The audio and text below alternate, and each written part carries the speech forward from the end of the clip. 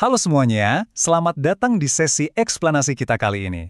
Nah, kalau Anda lagi sibuk persiapan ujian bahasa Inggris dan ngerasa agak, pusing ya, sama aturan future tense, tenang aja, Anda ada di tempat yang pas banget. Hari ini, kita bakal ubah teori tata bahasa yang kaku itu jadi ulasan visual yang super gampang dipahami. Yuk, langsung aja kita mulai. Oke, ini dia peta jalan alias silabus kita hari ini. Kita bakal bedah materi ini lewat langkah-langkah simpel. Mulai dari masa depan yang direncanakan, pilihan spontan, rencana pasti, terus nanti kita juga bakal latihan bareng, dan pastinya ditutup dengan daftar periksa ujian, biar Anda makin mantap.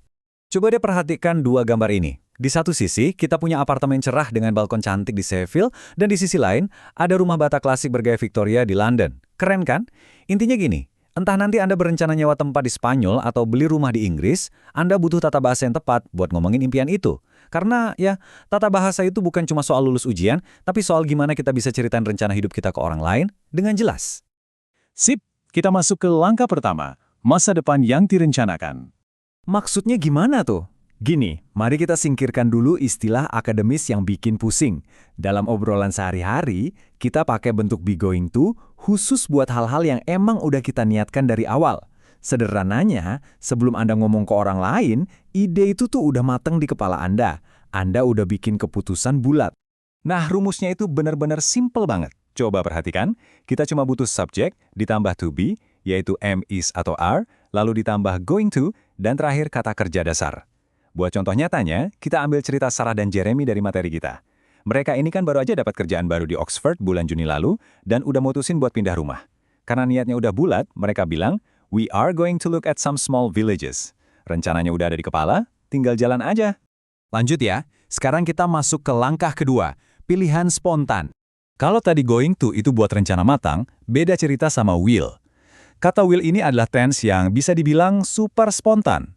Ini tuh pilihan yang paling pas buat keputusan kilat yang baru aja Anda buat di detik Anda berbicara, atau pas Anda tiba-tiba pengen nawarin bantuan ke orang lain tanpa mikir panjang. Yang bikin gampang rumusnya juga pendek banget. Cuma subjek, ditambah will, terus langsung sikat pakai kata kerja dasar. Kita lihat contohnya ya. Ingat cerita soal Carlos? Tiba-tiba aja ibu mertuanya mau pindah ke rumahnya.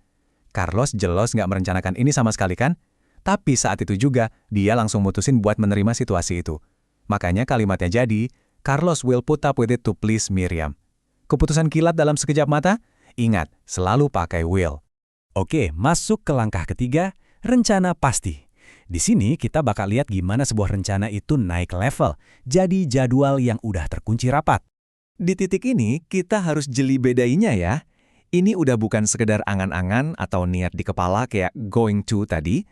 Kita pakai present continuous pas semuanya itu bener-bener udah beres diatur. Tiket pesawatnya udah dibeli, truk pindahannya udah di DP, atau ruang rapatnya udah di booking. Intinya ini tuh rencana yang udah nggak bisa diganggu-gugat lagi. Perhatian baik-baik deh rumusnya. Kita ini ibarat minjem bentuk ink yang biasanya dipakai buat kejadian yang lagi berlangsung sekarang, tapi kita pakai untuk acara di masa depan yang tanggal mainnya udah pasti. Contohnya nih, Mr. Santos is going to California next month. Atau, I am going on holiday to Europe from June 7th to July 7th. Kenapa coba pakai ing? Ya karena tiket liburan ke Eropa dari tanggal 7 Juni sampai 7 Juli itu udah ada di tangan. Udah fix banget kan? Sekarang, langkah keempat, latihan tulis ulang. Tarik napas sebentar, kumpulkan energi Anda. Udah siap? Belajar itu nggak bakal nempel kalau kita nggak langsung praktek. Yuk, kita simulasikan kuis cepat yang skenarionya diambil langsung dari materi ujian Anda. Fokus ya. Ingat 3 senjata utama kita tadi, be going to buat niat, will buat spontanitas, dan present continuous buat jadwal yang udah pasti. Skenario pertama. Coba Anda ingat-ingat lagi aturan di langkah 1, kalimatnya bilang, I decided yesterday to buy a house in the countryside. Kata kuncinya di sini adalah decided yesterday. Alias keputusannya udah dibuat kemarin, niatnya udah ada. Jadi apa coba bentuk yang pas untuk rencana yang udah dipikirin dari awal? Coba tebak? Betul banget, jawabannya adalah or going to. Kalau Anda nebak bentuk be going to, 100 buat Anda. Karena keputusannya udah diambil dari kemarin. Niat itu udah tertanam kuat banget di kepala sebelum kalimatnya diucapkan. Jadinya, we are going to buy a house in the countryside. Oke, skenario kedua. Bayangin Anda ngelihat tiket pesawat si Paul tergeletak di atas meja.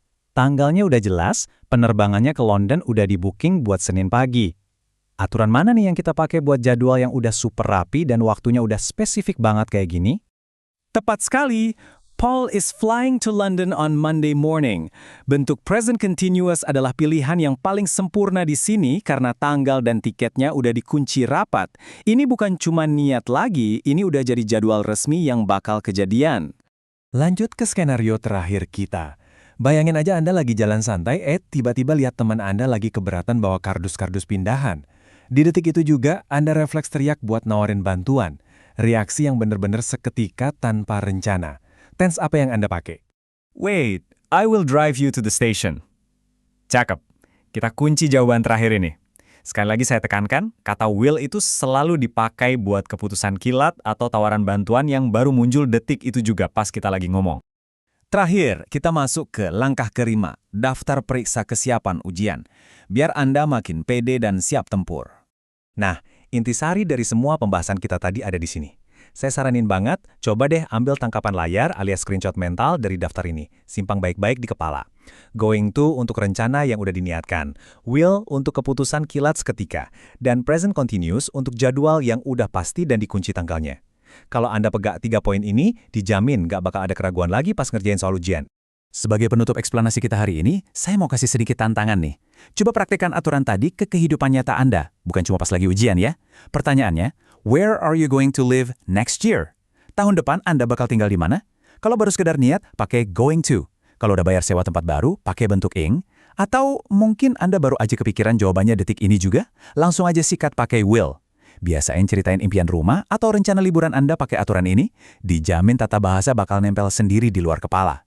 Terima kasih banyak udah nyimak sesi eksplanasi kali ini, dan sampai jumpa di pembahasan seru berikutnya.